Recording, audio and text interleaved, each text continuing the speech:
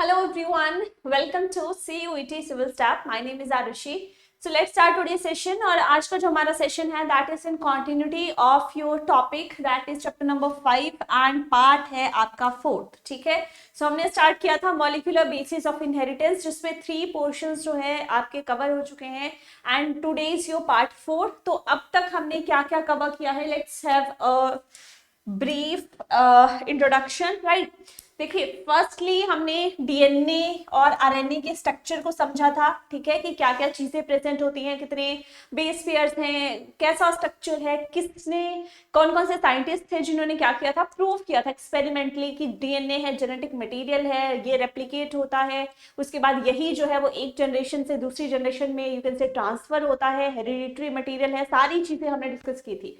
Next हमने बात की थी रेप्लिकेशन की, ठीक है. तो दैट इज बेसिकली ये पूरा का पूरा डायग्राम आपका किस चीज का है, सेंट्रल डॉग्मा, ठीक है. कौन सा है, that is basically central dogma. Now what is central dogma, ये भी हमने डिस्कस किया था, जिसमें पहले क्या होता है, डीएनए है, डीएनए खुद को रेप्लिकेट करेगा, ठीक है. तो ये वाली प्रोसेस हमने बहुत डिटेल में स्टडी कर ली थी कि कैसे डीएनए में रेप्लिकेशन होती है, एंड डीएनए रेप्लिकेशन जो होती है that is semi conservative. Clear. Next हम बात कर रहे थे ट्रांसक्रिप्शन की. अब डीएनए ने खुद को रेप्लिकेट कर लिया, नेक्स्ट वो क्या करेगा, वो बनाएगा आरएनए. और कौन सा आरएनए स्पेसिफिकली बनता है, यहाँ पे अगर मैं बात करूं एमआरएनए, साथ ही साथ दो और टाइप के आरएनए थे, these R T RNA and rRNA, ठीक है. तो ये आरएनए जो थे ये आपके यहाँ पे अगर मैं बात करूं बनते हैं, ठीक है. उसके बाद एमआरएनए बनेगा, एमआरएनए जाएगा आगे ट्रांसलेशन में, जो कि क्या बनाएगा, प्रोटीन्स की formation, which is basically translation protein synthesis. Now अगर हम बात करें डीएनए से आरएनए बन रहा है तो ये ट्रांसक्रिप्शन है, लेकिन वायरसेस जो है, ये भी मैंने आपको बताया था कि कुछ ऐसे ऑर्गेनिजम्स हैं लाइक वायरसेस जिनमें बनता क्या है कि आरएनए से डीएनए बनता है, जिसको हम कॉम्प्लीमेंट्री सीडीएनए बोलते हैं. सो अब ये ट्रांसक्रिप्शन है, जब उल्टी हमने ये प्रोसेस कर दी तो that process is known as what, reverse transcription. So that is the basic idea of central dogma, जिसमें हम यहां तक स्टेप कंप्लीट कर चुके हैं. ट्रांसक्रिप्शन तक हम कंप्लीट कर चुके हैं, सारी processes, each and everything. So hopefully वहां तक चीजें जो है वो आपको क्लियर हैं. इन केस आपको कोई भी डाउट आता है, you can put that in the comment section, right, क्योंकि आपके रिकॉर्डेड फॉर्म में क्लासेस हैं, लाइव नहीं है, सो लाइव हम कनेक्ट नहीं कर रहे हैं. इन केस फिर भी आपको कोई डाउट आता है, so you can simply put that in the doubt box और comment section. So I will revert that doubt, कोई भी अगर आता है आपको, राइट. चलिए आज हम स्पेसिफिकली बात करेंगे ट्रांसलेशन की, क्योंकि एमआरएनए हमने बना लिया था, अब हमने प्रोटीन्स की सिंथेसिस करनी है, प्रोटीन्स की फॉर्मेशन जो है वो करनी है. क्लियर. सो उसके लिए आपको क्या पता होना चाहिए, उसके लिए आपको पता होना चाहिए कि उस एमआरएनए के पास क्या वो एक पर्टिकुलर आप बोल सकते हो मैसेज है, क्योंकि एमआरएनए हमारा मैसेंजर आरएनए है ना. उसके पास क्या है, एक स्पेसिफिक मैसेज है, जो कि उस मैसेज एक सीक्रेट, आप समझ लीजिए एक सीक्रेट मैसेज है, जिसमें उसके पास सारी इंफॉर्मेशन जो है वो पैक्ड है कि आगे चल के कौन सी प्रोटीन्स जो है वो एमआरएनए को बनानी है. तो उस मैसेज को हम क्या बोलते हैं, that message is known as genetic code. अब जेनेटिक कोड क्या है, कोड क्या होते हैं, कोड स्पेसिफिकली, जैसे अगर हम बात करें कि आपके कोड वाले लॉक होते हैं आजकल ना, स्पेसिफिक कोड है, फोन में आप क्या करते हो, लॉक करते हो, कोड लगा दिया आपने, तो वो आपको कोड चाहिए स्पेसिफिक इंफॉर्मेशन को गेन करने के लिए. अगर आपने फोन ओपन करना है या कोई फोल्डर है जिससे आपने इंफॉर्मेशन लेनी है, उसमें आपने कोड जो है वो लगा दिया है. सो that is similarly like genetic code जो है हमारा, वो एक जीन्स में जो आपकी इंफॉर्मेशन थी, जीन से जो इंफॉर्मेशन चल रही है, वो सारी के सारी कोड की फॉर्म में कहाँ पे पहुंच गई है, एमआरएनए के पास पहुंच गई है, और एमआरएनए उसको रीड करेगा. ठीक है, एमआरएनए क्या करेगा फर्दर, अगर मैं बात करूं, वो एक जेनेटिक कोड को रीड करता है ना. व्हाट इज जेनेटिक कोड, तो यहाँ पे आप एक टेबल देख रहे हो, तो ये सारे के सारे क्या हैं, आपके जेनेटिक कोड हैं. ठीक है, अब आप यहाँ पे एक चीज जो है सिमिलर ऑब्जर्व करना कि ये ट्रिपलेट्स की फॉर्म में यहाँ पे आपको 3 सीक्वेंसेस प्रेजेंट है. किस चीज की सीक्वेंसेस प्रेजेंट है, ये है आपके नाइट्रोजनस बेसिस.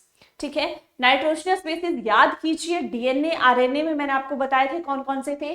डीएनए में आपके कौन से नाइट्रोजनस बेसिस थे, अगर हम डीएनए की बात करते हैं, सो डीएनए में आपके थे ए, टी, जी एंड सी. और आरएनए में मैंने बोला था थाइमीन नहीं होता, वहां पे क्या हो जाता है, ए, UGC, यूरासिल जो है वो थायमिन को रिप्लेस कर जाता है।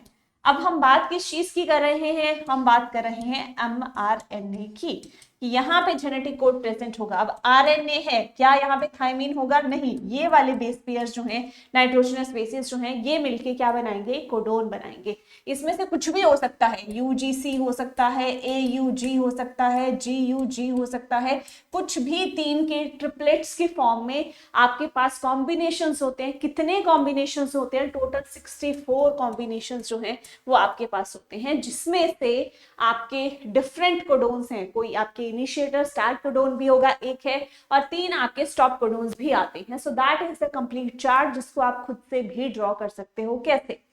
अब खुद से अगर आपने ड्रॉ करना हो तो यहाँ पे देख लीजिए, एक साइड आप सारे नाइट्रोजनस बेसिस को एक साइड लिख लो, जैसे आप पुनेट स्क्वायर बनाते थे ना, काइंड ऑफ वैसा ही है, लेकिन करना कैसे है आई विल एक्सप्लेन।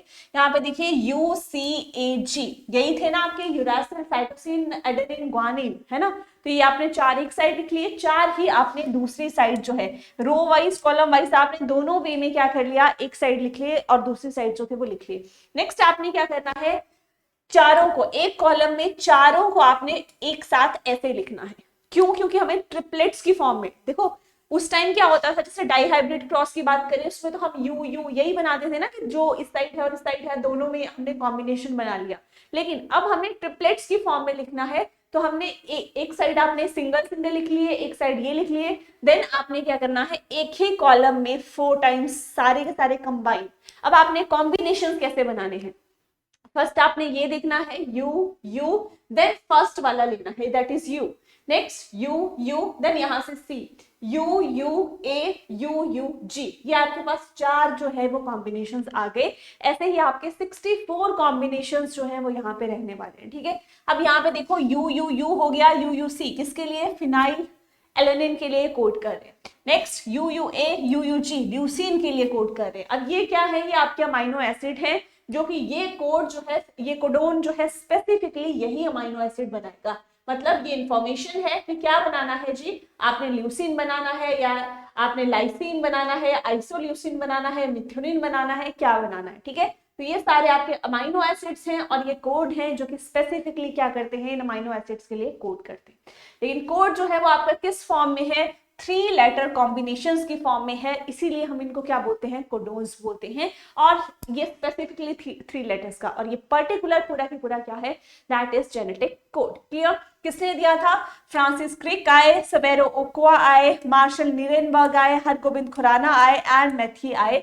इन सब ने क्या किया, 1960s में इस पूरे के पूरे कोड को यू कैन से एक्सप्लेन किया था, डिस्कवर किया था, ठीक है। तो इन्होंने बताया था कि ऐसे ऐसे जेनेटिक कोड जो है वो रहता है। नेक्स्ट कुछ फीचर्स हैं इस कोड के, मतलब ये ऐसे फीचर्स हैं जो कि यूनिवर्सली आपके एक्सेप्ट हैं, ये यू कैन से हर जगह जो है वैलिड है, राइट। तो क्या क्या आपके फीचर्स हैं, देखो कुछ तो आप देख के ही बता सकते हो। फर्स्ट है कि ट्रिपलेट की फॉर्म में ये कोड होता है, जैसे यू यू यू हो गया, यू यू सी हो गया, जी यू सी हो गया, जी यू जी हो गया। तो ये आप क्या देख रहे हो कि 3 कॉम्बिनेशंस में, 3 आप यू कैन से नाइट्रोजनस बेसिस जो हैं 3 के कॉम्बिनेशन में प्रेजेंट है। आरएनए में 4 होते हैं, यू ए जी सी, लेकिन यहाँ पे कितने प्रेजेंट है, 3 का कोई पेयर है, कोई भी पेयर है जो कि स्पेसिफिक फिर अमाइनो एसिड के लिए कोड कर रहा है, लेकिन किस फॉर्म में है, ट्रिपलेट की फॉर्म में है। क्लियर? नेक्स्ट है अनएम्बिगुअस। नाउ अनएम्बिगुअस का क्या मतलब होता है कि इनमें से, जैसे कि अगर आप यहां से देखो, अनएम्बिगुअस का मतलब हुआ एक कोड जो है वो एक ही अमाइनो एसिड के लिए कोड कर रहा है। जैसे कि अब यहाँ पे देखना ल्यूसीन है, suppose that is leucine, leucine के लिए यहाँ पे 2 कोड्स जो है वो प्रेजेंट है, मतलब UUA हुआ तब भी ल्यूसीन बनाएगा, अगर UUG हुआ तब भी जो है क्या बनेगा, हमारे पास अमाइनो एसिड ल्यूसीन ही बनेगा। लेकिन हम बोल रहे हैं अनएम्बिगुअस। अनएम्बिगुअस क्या है कि ये UUA सिर्फ और सिर्फ ल्यूसीन ही बनाएगा, ये कुछ और जो है यहाँ पे नहीं बना सकता। सो उस प्रॉपर्टी को हम क्या बोलते हैं, दैट इज अनएम्बिगुअस। ठीक है, तो यहाँ पे जितने भी कॉम्बिनेशन है, बीट यू यू जी जो है वो भी ल्यूसीन ही बनाएगा। ऐसा नहीं है कि यू यू ए ये बना रहा है तो यू यू जी ल्यूसीन के साथ जो है आइसोल्यूसिन भी बना देगा। नो, ये भी क्या बनाएगा, ल्यूसीन ही बनाएगा। Like C U U, C U C, C U A, C U G सब ल्यूसीन बना रहे हैं। लेकिन अब यहाँ पे दो प्रॉपर्टीज आपके पास आती है। कौन कौन सी दो प्रॉपर्टीज हैं, एक है आपका दैट इज डीजनरेट और एक है अनएम्बिगुअस। दोनों को आपने कॉन्ट्रास्टिंग वे में समझना है। डीजनरेट क्या हुआ, मतलब एक अमाइनो एसिड एक से ज्यादा कोडोन से कोड हो सकता है। ठीक है, एक अमाइनो एसिड के लिए एक से ज्यादा कोडोन जो है वो प्रेजेंट हो सकते हैं। यहाँ पे आप देख सकते हो एक ही अमाइनो एसिड है लेकिन वो एक से ज्यादा कोडोन जो है वो उसको कोड कर सकते हैं। मतलब एक से ज्यादा कोडोन एक ही अमाइनो एसिड बना सकते हैं, लेकिन वो प्रॉपर्टी होगी डीजनरेट। लेकिन अनएम्बिगुअस की मैं बात कर रही हूँ, सो दैट इज व्हाट कि एक अमाइनो एसिड जो है अगर ये ल्यूसीन बना रहा है तो ये कुछ और नहीं बना सकता। ठीक है, तो दोनों जो है थोड़ा सा इसमें टिपिकल आपको थोड़ी सी कंफ्यूजन हो सकती है, but I hope now it's clear. फिर भी कोई डाउट आता है so you can put that also in the you can से कमेंट सेक्शन। ठीक है, चलिए नेक्स्ट है आपका यूनिवर्सल। जेनेटिक कोड कैसा है, यूनिवर्सल है, मतलब एक कोडोन जो है वो सेम अमाइनो एसिड को कोड करेगा किसी भी स्पीशीज में। ऐसा नहीं है कि एक में आपका चेंज हो रहा है दूसरी स्पीशीज में गया आप तो चेंज हो गया, वो सिमिलर ही आपका रहने वाला है। नेक्स्ट कॉमालेस, आपने देखा यहाँ पे अगर हम बात कर रहे हैं यू यू जी, तो मैं ये नहीं लिख रही U U G comma U comma G, ऐसा नहीं लिख रही, that is not true. U U G ऐसे है आपका, मतलब कॉमालेस है ये आपके, कॉमालेस मतलब कॉन्टिन्यूटी, पंचुएशंस नहीं है, कॉन्टिन्यूअस मैनर में ये आपके रीड होते हैं। ठीक है, तो चारों प्रॉपर्टीज आई होप आपको क्लियर है। नेक्स्ट इज योर AUG जो है उसके ड्यूल फंक्शंस आपके रहते हैं। अब AUG जो है एक तो आपका मिथ्योनिन के लिए कोड करता है, साथ ही आपका एज अ स्टार्ट कोडोन भी एक्ट होता है। ठीक है, मतलब ये जो प्रोसेस है ट्रांसलेशन की उसको स्टार्ट करने में भी हेल्प करता है, साथ ही आपका एक अमाइनो एसिड के लिए भी कोड करता है, दैट इज मिथ्योनिन। तो इसके दो फंक्शंस जो है वो आपके पास आते हैं। Next is your polarity. Polarity मतलब जेनेटिक कोड जो है आपका एक स्पेसिफिक डायरेक्शन में ही रीड होता है, दैट इज 5 to 3 डायरेक्शन, मतलब 5 प्राइम टू 3 प्राइम में ही आपका रीड होगा। नेक्स्ट एक और चीज है स्टॉप कोडोन्स, यहाँ पे कौन कौन से हैं, that is UAA, UAG and UGA। ये तीन क्या है आपके स्टॉप कोडोन्स हैं, मतलब जब भी mRNA के सीक्वेंस में ये एनकाउंटर होंगे जो tRNA आ रहा है, मतलब tRNA के पास इनके लिए कोई भी अमाइनो एसिड नहीं होता। ठीक है, तो जैसे ही ये कोडोन जो है एनकाउंटर हुए, प्रोसेस ट्रांसलेशन की हॉल्ट हो जाती है, स्टॉप हो जाती है और आपकी पूरी क्योंकि टर्मिनेट हो जाती है बेसिकली स्टॉप कोडोन के आने से। एंड स्टार्ट कहाँ पे होती है, that is the initiator codon, इसको हम स्टार्ट कोडोन भी बोलते हैं AUG को। तो जैसे ये एनकाउंटर होता है तब जाके आपकी ट्रांसलेशन की प्रोसेस जो है वो पूरी स्टार्ट होती है। Clear? So that is what, that is the genetic code. एक ओवरव्यू आपको मिल गया पूरा के पूरा कितने कोडोन्स रहते हैं। एक बार बनाना जरूर इस चार्ट को, घर पे जाके ड्रॉ जरूर करना। ठीक है, कॉम्बिनेशंस ड्रॉ करना। Now will start with the translation, will start with the process of protein synthesis, कि कैसे जो है अब प्रोटीन की सिंथेसिस होगी, कौन कौन से स्टेप्स आते हैं। ठीक है, so that will study in detail. अब हम बिल्कुल लास्ट स्टेप में है सेंट्रल डॉग्मा के। रेप्लिकेशन से चले थे, फिर हमने ट्रांसक्रिप्शन देखा। अब ट्रांसक्रिप्शन जो है मतलब वो कोड जो है उसके पास सारी इंफॉर्मेशन है। अब वो कोड क्या बोलेगा कि चलिए बताते हैं कि कौन सी प्रोटीन्स जो है वो हमने बनानी है। ठीक है, सो उसी स्टेप को हम क्या बोलते हैं, दैट इज कन्वर्टिंग और translating the sequence of mRNA। mRNA के पास किस सीक्वेंस में जो है वो चीजें प्रेजेंट है, कोडोन्स, जेनेटिक कोड। ठीक है, और किस में उसको कन्वर्ट करना है, अमाइनो एसिड्स की फॉर्म में। उसमें बेसिकली क्या करना है, सिंथेसिस करनी है। क्यों? क्योंकि जो अमाइनो एसिड्स हैं आपके वही तो मोनोमर्स हैं, वही तो आपके मोनोमेरिक यूनिट है। मतलब किस चीज की मोनोमेरिक यूनिट है, प्रोटीन्स की। यही मिलके क्या बनाएंगे, पॉलीपेप्टाइड्स, प्रोटीन्स की सिंथेसिस, जुड़ के अमाइनो एसिड्स क्या बनाएंगे, पूरी चेन बनाएंगे। फिर क्या बनता है वो पॉलीपेप्टाइड, जिसको हम क्या बोलते हैं, फिर प्रोटीन्स जो है उसकी सिंथेसिस हो रही है। क्लियर? तो इसके लिए क्या क्या चाहिए आपको, राइबोसोम्स चाहिए, अमाइनो एसिड्स चाहिए, mRNA, tRNA। ठीक है, उसके बाद एक एंजाइम है that is amino acyl tRNA synthesis. ये सब कुछ मशीनरी जो है that is required for the translation. So one by one देखते हैं क्या क्या चीजें रिक्वायर्ड हैं, कौन कौन सी मशीनरी चाहिए, उनके स्ट्रक्चर जो है वो कैसे रहते हैं, right. So let's start with the machinery and सबसे पहले आती हैं आपकी राइबोसोम्स, ठीक है। राइबोसोम्स को हम क्या बोलते हैं, दैट इज, इनको हम फैक्ट्रीज ऑफ प्रोटीन सिंथेसिस भी बोलते हैं।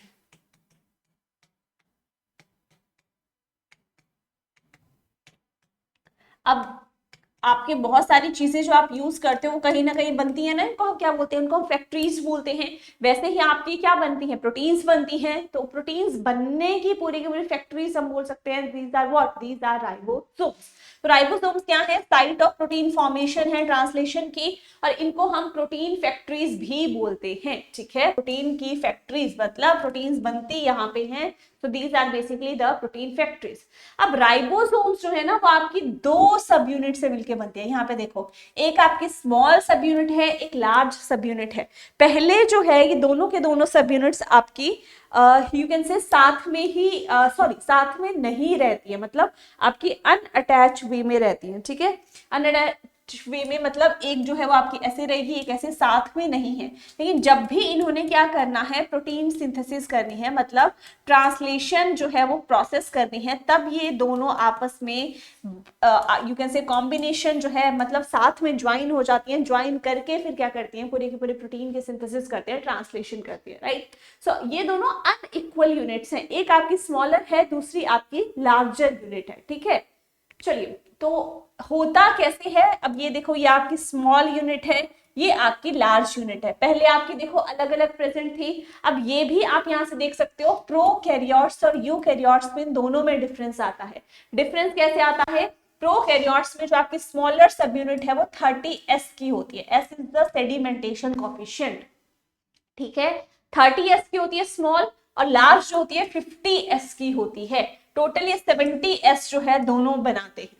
नेक्स्ट अगर यूकैरियोट्स में बात करूं, 40s की होती है, 60s की होती है। टोटल ये क्या बनाते हैं, 80s की सब यूनिट्स जो है ये यहाँ पे बनती है in eukaryotes. 70s in prokaryotes, 80s in eukaryotes, right. इसमें अगर दोनों को ब्रेक करना हो दैट इज 30-50, यहाँ पे 40-60 जो है वो आपका रहता है। ये प्लस करके नहीं बता रही मैं कि आपका 30-50-80 बन जाएगा तो आप बोलोगे 70s कैसे आया। तो एस जो है ये आपका वेट नहीं है, दैट इज सेडिमेंटेशन कोफिशिएंट, ठीक है। तो यहाँ पे देखिए आपकी दो सब यूनिट्स है, प्रोकैरियोट्स में ये है, ये यहाँ पे यूकैरियोट्स में ये है, दोनों मिलके ही यहाँ पे कंबाइन आपका पूरा का पूरा कंप्लीट राइबोसोम बनाती है, which leads to translation, which leads to protein synthesis, right। चलिए अब बात कर लेते हैं कंप्लीट राइबोसोम में क्या क्या चीजें प्रेजेंट है। तो यहाँ पे देखिए, पहले तो स्मॉल और लार्ज के बीच में यहाँ पे एक चीज प्रेजेंट है, that is what, that is mRNA। क्या है ये जी, ये है आपका mRNA, जो कि क्या करेगा, जो कि इन कोडोन्स को रीड करेगा। और mRNA के पास क्या प्रेजेंट है, यहाँ पे ये चीजें जो है, ये आपके कोड्स, बेसिकली कोडोन्स जो हम बोल सकते हैं, वो यहाँ पे प्रेजेंट होते हैं, ठीक है। साथ ही साथ यहाँ पे जो लार्ज सब यूनिट है, ठीक है, उसके पास क्या है, यहाँ पे 3 साइट्स प्रेजेंट है। ये आपकी पी साइट है, ये आपकी ए साइट है, और ये आपकी ई साइट है। ए जो है that is amino acyl site, इसको हम क्या बोलते हैं, अमाइनो असाइल साइट, ठीक है। पी जो है दैट इज पेप्टाइडल साइट, और ई जो है that is your exit site, ठीक है। ये 3 साइट्स जो है प्रेजेंट होती हैं। अब क्यों, क्या क्या इनके रोल है, अमाइनो असाइड मतलब अमाइनो एसिड एक्सेप्टर साइट भी हम इसको बोलते हैं। मतलब ये क्या करती है, जो भी अमाइनो एसिड लेके आता है, कौन, टीआरएनए लेके आएगा, क्योंकि ट्रांसफर आरएनए है, वो यहाँ पे एक्सेप्ट होता है। पी पेप्टाइडल साइड, यहाँ से पेप्टाइड बॉन्ड की फॉर्मेशन होती है बिटवीन अमाइनो एसिड्स, और वो चेन जो है आपकी पॉलीपेप्टाइड की चेन वो ग्रो करती है। और यहाँ से एग्जिट साइड मतलब टीआरएनए अब अमाइनो एसिड को लेके आएगा तो उसको बाहर भी तो जाना है ड्रॉप करके, ठीक है। अमाइनो एसिड को छोड़ के खुद को जो एग्जिट लेनी है वो कहाँ से लेगा, वो ई साइड से ही यहाँ पे लेता है, ठीक है। तो ये सारी की सारी चीजें जो है वो यहाँ पे प्रेजेंट होती है। नाउ ग्रुप में क्या है, यहाँ पे देखो peptidyl transfer site P site है, अमाइनो असाइल साइट और एक्सेप्टर साइट भी हम इसको बोलते हैं ए साइट है, और ई stands for exit site, right. Next एक एंजाइम जो है वो भी यहाँ पे आपकी आती है, दैट इज पेप्टाइडल ट्रांसफरेज, जो कि क्या करती है, बॉन्ड फॉर्मेशन में पेप्टाइड बॉन्ड्स की फॉर्मेशन होगी, सिंथेसिस होगी पॉलीपेप्टाइड चेन की, उसमें यहाँ पे रोल जो है वो देखने को मिलता है। नाउ mRNA की हम बात कर लेते हैं, ठीक है। mRNA की यहाँ पे देखिए, mRNA जो है basically that stands for messenger RNA.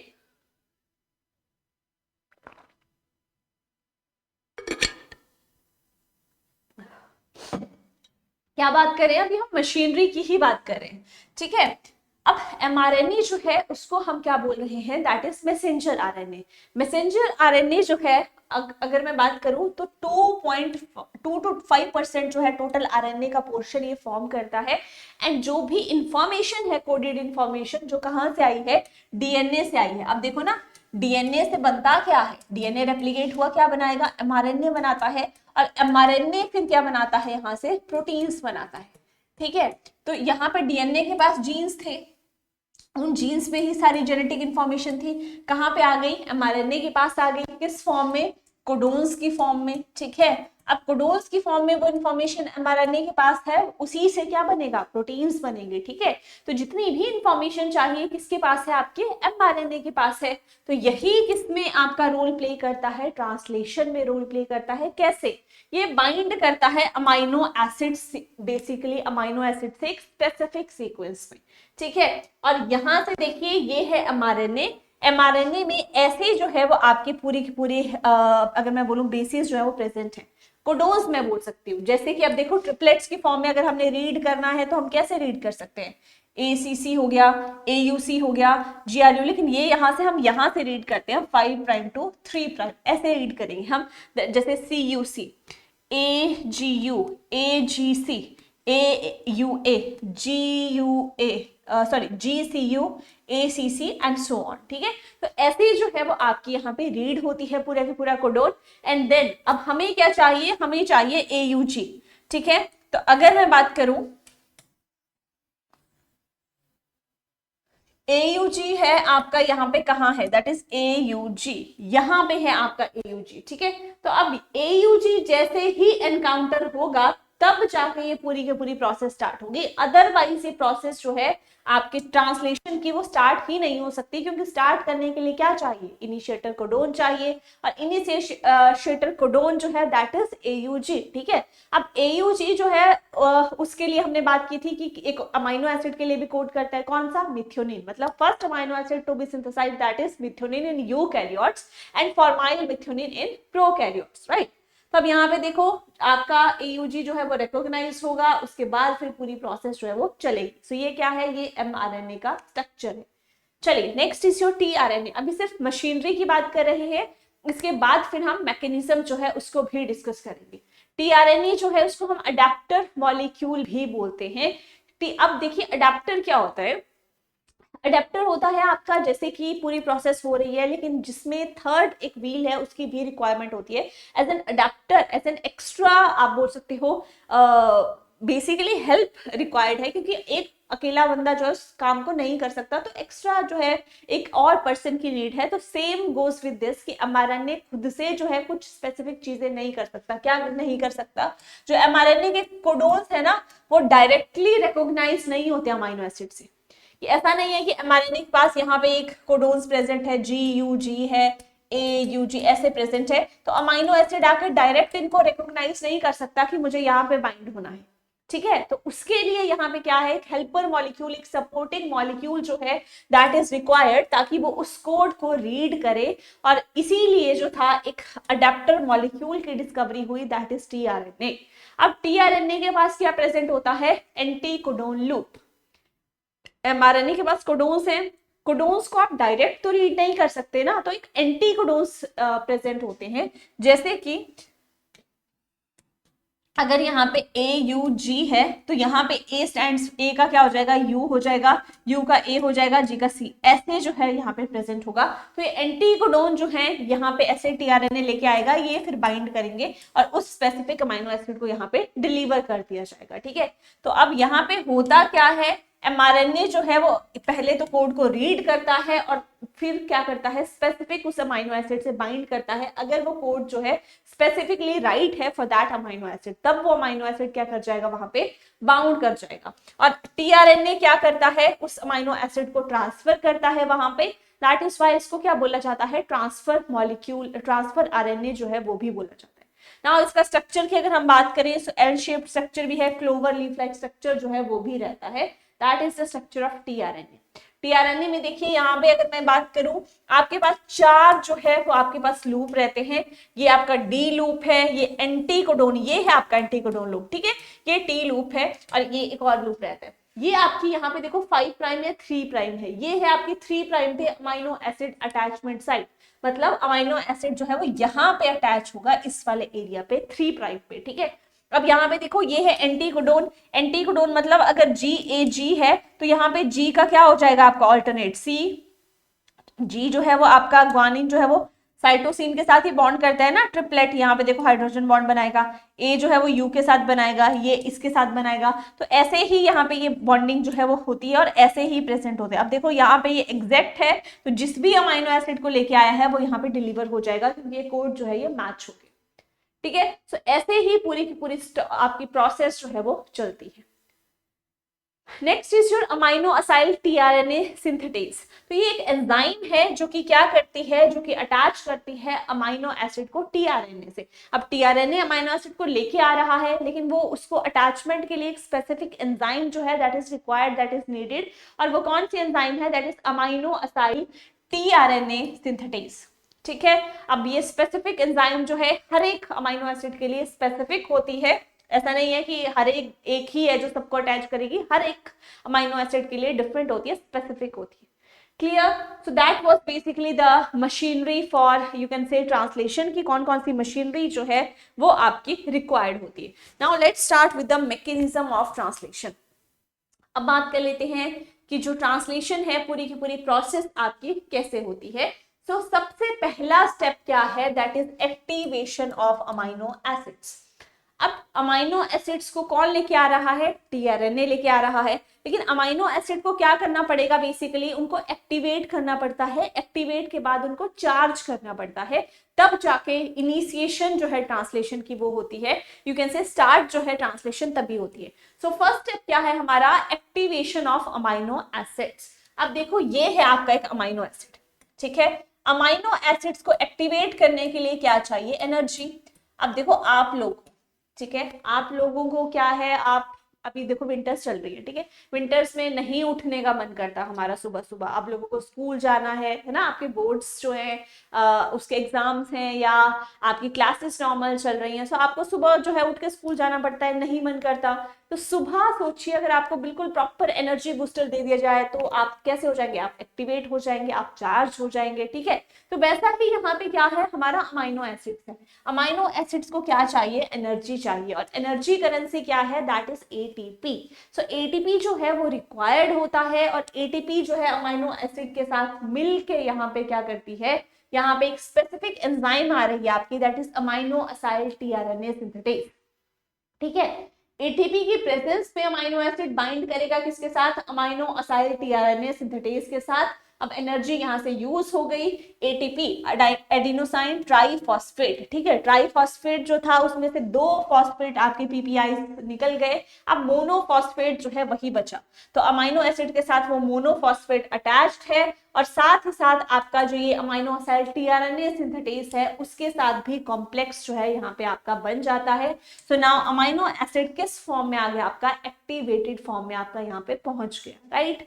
Now activated form में जब ये पहुंचा तो इस कॉम्प्लेक्स को हम क्या बोलेंगे, amino acyl adenylate enzyme complex, क्योंकि यहाँ पे देखो amino acyl adenylate enzyme complex, enzyme के साथ बाइंड करके इसने क्या कर लिया है, कॉम्प्लेक्स की फॉर्मेशन कर ली है, ठीक है। नेक्स्ट इज चार्जिंग और अमाइनो असाइलेशन ऑफ टीआरएनए। अब क्या होगा, जो टीआरएनए आ रहा है स्पेसिफिक उसको भी चार्ज करना पड़ेगा, तो उसको चार्ज करने के लिए ये जो कॉम्प्लेक्स है, कौन सा कॉम्प्लेक्स, जो कि अमाइनो एसिड एंजाइम के साथ मिलके बनाया था, जिसको हम बोल रहे थे amino acyl adenylate enzyme complex, ये क्या करता है, स्पेसिफिक टीआरएनए के साथ बाइंड करता है, स्पेसिफिक टीआरएनए के साथ बाइंड करके अगेन यहाँ पे देखिए एएमपी जो है वो रिलीज हो गया यहाँ से, और अमाइनो एसिड जो है वो किसके साथ बाइंड कर गया, इस टीआरएनए के साथ बाइंड कर गया। नाउ ये टीआरएनए जो है वो भी किस फॉर्म में आपका आ गया, चार्ज्ड फॉर्म में आपका आ गया। क्लियर हुई यहाँ तक बात, क्या स्टेप हुआ, ठीक है, पहले अमाइनो एसिड एनर्जी की एटीपी की प्रेजेंस में एंजाइम से बाइंड करेगा, किस एंजाइम से, अमाइनो एसिड टीआरएनए सिंथेटेज के, और 2 पीपीआई रिमूव होंगे, देन यहाँ पे एटीपी की जगह एएमपी ही बचेगा मोनोफॉस्फेट, और यहाँ पे कॉम्प्लेक्स ये बन जाता है that is amino acyl adenylate enzyme complex which is activated amino acid. अब अमाइनो एसिड तो एक्टिवेट हो गया, लेकिन टीआरएनए है उसको भी चार्ज करने की नीड है, तो उसके लिए अगेन एनर्जी चाहिए, ये एएमपी यहाँ से यूज होकर रिलीज हो गया, एंड देन अमाइनो एसिड जो है वो उस पर्टिकुलर यू कैन से टीआरएनए से बाइंड करेगा, लेकिन अमाइनो असाइल टीआरएनए हम इसको बोलेंगे क्योंकि एंजाइम जो है वो भी आपके बाउंड है यहाँ पे। क्लियर? चलिए नेक्स्ट, अब आपका अमाइनो एसिड एक्टिवेटेड है, टीआरएनए चार्ज्ड है, तो that is ready to work कि हम क्या कर सकते हैं, हम इनिशिएट कर सकते हैं पूरी की पूरी प्रोसेस को ट्रांसलेशन की। नाउ इनिशिएशन में देखिए क्या होता है, अब यहाँ पे है आपकी दैट इज योर स्मॉल सब यूनिट, ठीक है जी, आपकी यहाँ पे आ रही है, ये है स्मॉल सब यूनिट, ठीक है, अब ये विजिबल नहीं है, कौन सा कलर हम यूज करें यहाँ पे, ठीक है, यहाँ पे देखो, अब ये है आपका एमआरएनए, ये एमआरएनए है, 5 प्राइम टू 3 प्राइम ऐसे कोड आपके रीड होंगे, और यहाँ पे स्टार्ट प्रोटोन सपोज आ गया that is AUG, just a moment, okay, यहाँ पे कौन सा आ गया दैट इज AUG, ये आ गया आपका दैट इज स्टार्ट प्रोटोन, ठीक है। अब ये है आपकी यू कैन से स्मॉल सब यूनिट, और ये है आपका mRNA। अब यहाँ पे देखिए जो आपकी लार्ज सब यूनिट फिर बाद में बाउंड करेगी, उसको बाउंड करने के लिए क्या चाहिए, एनर्जी चाहिए, जीटीपी, तो यहाँ से देखिए जीटीपी जो था ये आ गया, साथ ही साथ अब ये यहाँ पे लार्ज सब यूनिट पे 3 साइट्स हैं, कौन कौन सी, ये थी आपकी पी साइट, ये थी ए साइट, ये थी ई साइट। हमेशा याद रखना फर्स्ट अमाइनो एसिड जब आता है, फर्स्ट अमाइनो एसिड आपका ए साइट पे नहीं आता, पी साइट पे आता है, दैट इज पेप्टाइडल जो आपकी ट्रांसफरेंस साइट है उस पे आता है। ऐसे देखिए आपकी एक्सेप्टर साइट कौन सी है, एक्सेप्टर साइट मतलब जो अमाइनो एसिड्स को एक्सेप्ट करेगी वो आपकी ए साइट ही है, लेकिन फर्स्ट अमाइनो एसिड आपका कभी भी ए साइट पे नहीं आएगा, क्यों नहीं आएगा that I will explain, right. अब देखो सपोज फर्स्ट अमाइनो एसिड कौन सा आया, मिथ्योनिन, मतलब AUG यहाँ पे प्रेजेंट है, ये AUG, और यहाँ पे एंटीकोडोन में क्या हो जाएगा, ये UAC, इस एंटीकोडोन के साथ ये टीआरएनए जो है वो यहाँ पे आपका पहुंच चुका है, कौन सी साइट में, मैंने बोला फर्स्ट किस पे आएगा आपका, हमेशा और हमेशा पी साइट पे आएगा। क्यों पी साइट पे आएगा, अगर सोचो ए साइट पे ही आ गया, अब ए साइड पे ही आ गया तो उसके बाद यहाँ से ए साइड आपकी ब्लॉक होगी, ए साइड ब्लॉक होगी तो नेक्स्ट वाला जो है वो कहाँ पे एंट्री करेगा, ठीक है, इसीलिए फर्स्ट वाला जो है वो पी पे आता है ताकि नेक्स्ट वाले के लिए ए साइड जो है that is open for you can से next amino acid sequence, right. तो यहाँ पे अब नेक्स्ट वाला आएगा वो ए पे आएगा, फिर क्या होगा, फिर नेक्स्ट जो हम इलोंगेशन में बढ़ते हैं, ठीक है। तो ट्रांसलेशनल इनिशिएशन कॉम्प्लेक्स की यहाँ पे फॉर्मेशन हो चुकी है, एंड फॉर्मेशन कैसे होगी, फर्स्ट वाला जो आएगा कौन सा आएगा, ये आपका मिथ्योनिन आएगा, ठीक है, कोड कौन सा होगा AUG जो आपका इनिशिएटर कोडोन है, और एंटी कोडोन UAC, इस सीक्वेंस के साथ आपका टीआरएनए जो है वो एंटर करेगा विद मिथ्योनिन। अब देखो इसके पास मिथ्योनिन है और UAC ये एंटी कोडोन सीक्वेंस है, अब UAC बाइंड ही AUG के साथ करेगा, वो पूरे mRNA पे ढूंढेगा, जब उसको AUG मिलेगा तभी वो बाइंड करेगा, तभी वो ट्रांसलेशन की सिंथेसिस करेगा, अदरवाइज ट्रांसलेशन की प्रोसेस जो है वो आपकी स्टार्ट नहीं होगी। क्लियर? सो नाउ यहाँ पे देखो UAC जो था उसको मिल गया AUG मिलते ही उसके साथ बाइंड करेगा, देन यहाँ से मिथ्योनिन जो है वो यहाँ पे रिलीज कर दिया जाएगा at the P site. Clear? तो यहाँ से इनिशिएशन जो है वो आपकी स्टार्ट हो गई। नेक्स्ट है इलोंगेशन। इलोंगेशन मतलब अब क्या होगी, पॉलीपेप्टाइड के सिंथेसिस होगी। अब फर्स्ट जो था वो तो आपका मिथ्योनिन आ चुका है, अब होगा क्या, अब देखो यहाँ से ये आपकी ए साइट है, ये वाली, ये आपकी पी साइट है, और ये ई साइट है यहाँ पे, ठीक है, यहाँ पे ई साइट है। तो अब फर्स्ट वाला यहाँ पे आया था, सेकेंड वाला जो है अब कहाँ पे आएगा, ए पे आएगा, ठीक है। अब देखो कैसा सिनेरियो चलेगा, ए पे आया, नाउ ये पूरा का पूरा चेन जो है वो यहाँ पे ट्रांसफर होगी। कैसे ट्रांसफर होगी, ये जो आपकी राइबोसोम है और mRNA यूनिट, राइबोसोम ये मूव कर रही है, स्लाइड कर रही है, ठीक है, स्लाइड करते करते क्या कर रही है, जैसे 5 to 3 हम प्राइम जा रहे हैं तो ये स्लाइड कर रही है, ऐसे ऐसे आगे बढ़ रही है, आगे बढ़ते बढ़ते, क्योंकि देखो जो भी ये टीआरएनए अमाइनो एसिड सीक्वेंस लेके आ रहा होता है इसको मैच करना है, जहां पे मैच होगा वहीं पे फिर वो अमाइनो एसिड जो है वो डिलीवर किया जाएगा। तो अब सपोज करिए यहाँ पे इसको कोई कोडोन मिल गया, कोडोन मिल गया तो यहाँ पे एलेनिन जो है इसने रिलीज कर दिया, ठीक है।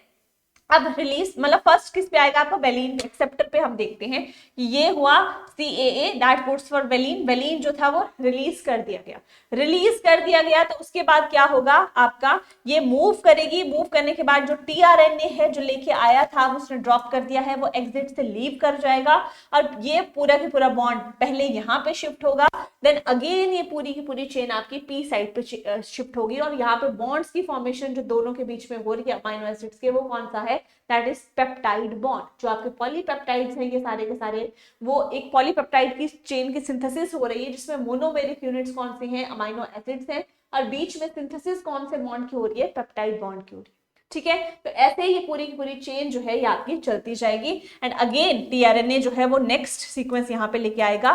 नेक्स्ट ये मूव कर रही है, अब A पे रिलीज होगी, अगेन पूरी की पूरी प्रोसेस चलेगी और ये tRNA जो है, अब देखो ये पूरी की पूरी चेन ये यहाँ पे शिफ्ट कर देगा।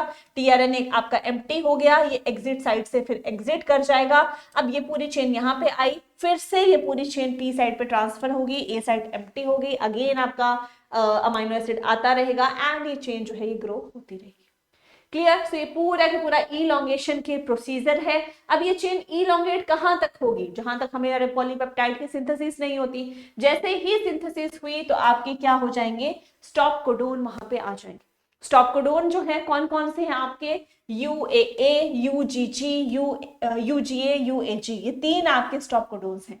मतलब अमाइनो ये tRNA जैसे ही इनको लेके आएगा ये वाले कोडोन के साथ आएगा तो यहाँ पे इनके लिए कोई भी अमाइनो एसिड जो है वो कोड करने के लिए नहीं होता तो यहाँ पे जैसे ही एनकाउंटर करेगा तो ये पूरी की पूरी प्रोसेस जो है वो आपकी स्टॉप हो जाएगी एंड पॉलीपेप्टाइड जो ऐड हो रहे थे आपके मोनोमेरिक यूनिट्स अमाइनो एसिड्स जो कि मिलके पॉलीपेप्टाइड बना रहे थे वो स्टॉप कर देगा, ठीक है।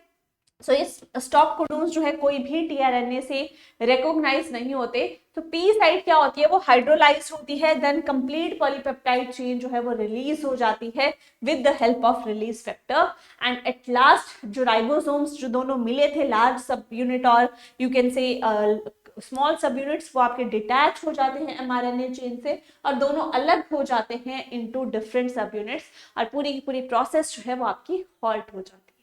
क्लियर। सो नाउ हमें क्या मिल गया, जो पॉलीपेप्टाइड चेन थी जो आपकी ग्रो हो रही थी वो हमें मिल गई एट लास्ट, जो कि हमें चाहिए थी। Clear. So that was what, that was basically whole you can say translation process done. चलिए नेक्स्ट ये वाला टॉपिक डिटेल में हम नेक्स्ट सेशन में करेंगे, इट्स जस्ट एन ओवरव्यू मैं आपको दे देती हूँ। तो नेक्स्ट टॉपिक है रेगुलेशन ऑफ जीन एक्सप्रेशन। अब जितनी भी ये पूरी की पूरी प्रोसेस हो रही है, जितने भी हमने स्टेप्स पढ़े, ये कंट्रोल्ड वे में प्रोसीड होते हैं, पूरे के पूरे आपके कंट्रोल्ड प्रोसेस है और डिफरेंट लेवल्स पे ये कंट्रोल किया जाता है। जैसे कि अगर मैं बात करूं ट्रांसक्रिप्शनल लेवल पे, ठीक है, मतलब ट्रांसक्रिप्शन की प्रोसेस हो रही है उस लेवल पे भी क्या किया जाएगा, इस पूरी की पूरी प्रोसेस को रेगुलेट किया जाता है, कंट्रोल किया जाता है। नेक्स्ट इज और स्प्लाइसिंग। स्प्लाइसिंग पढ़ी थी ना हमने, जहां पे क्या किया जाता था, इंट्रॉन्स को रिमूव करके है ना, वहां पे पूरी की पूरी process, that was what, that was splicing. Next है transport of mRNA from nucleus to cytoplasm. आप देखो डीएनए की अगर मैं बात करूं, ठीक है, मतलब डीएनए की रेप्लिकेशन,